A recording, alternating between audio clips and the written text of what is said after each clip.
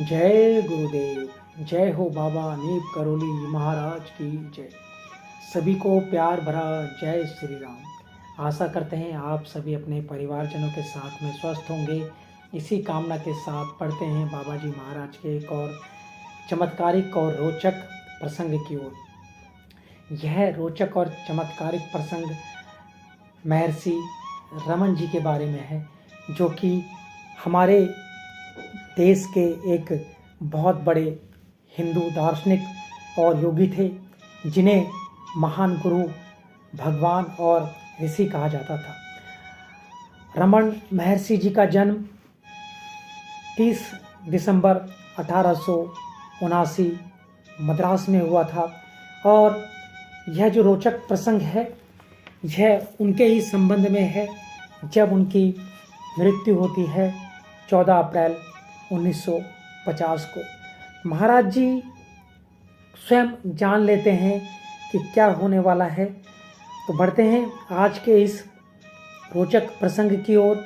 पूरा अवश्य सुनिएगा, आपको सुनकर बहुत ही अच्छा अनुभव होगा कि महाराज जी को कैसे पता लगा कि आज महर्षि रमन अपना शरीर त्यागने वाले हैं।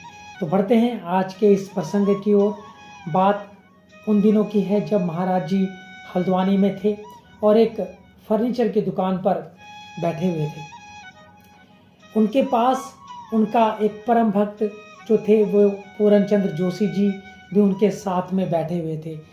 बात करते करते अचानक महाराज जी चिंतन में डूब गए और चिंतन में इतने डूब गए कि कुछ देर तक उसी मुद्रा में बैठे रहे।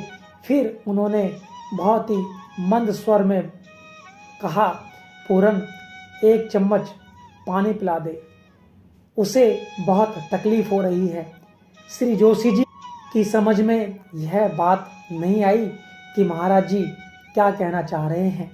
फिर भी उन्होंने 2 चम्मच पानी बाबा जी महाराज के मुंह में डाल दिया। इसके कुछ समय बाद बाबा जी महाराज की आंखों में आंसू की 2 बूंदें टपकी और वे जोशी जी की ओर देखते हुए बोले, रमन चला गया। जैसा कि आप सभी को पता है, भारत हमारा देश ऋषियों मुनियों की भूमि रहा है और यहाँ पर ऐसे ही एक महर्षि रमन भी थे, जो भारत के एक महान संतों में से थे। और आज ये स्थान एक महान संतों में से रिक्त हो गया था। यह बात ठीक उसी समय की है जब महर्षि रमन ने अरुणाचल प्रदेश में अपना शरीर त्यागा था। और जैसा कि हमने आपको पहले ही बता दिया कि महाराज जी ने जान लिया कि महर्षि रमन अब इस संसार से विरक्त हो गए हैं और उनका जो विरक्त का समय था वह था 14 अप्रैल 1950। तो इस तरह से महाराज जी अपने भक्तों के विचारों को तो जान ही जाया करते थे, इसके साथ साथ जो भी घटित हो रहा है वह उनको सब विदित होता था।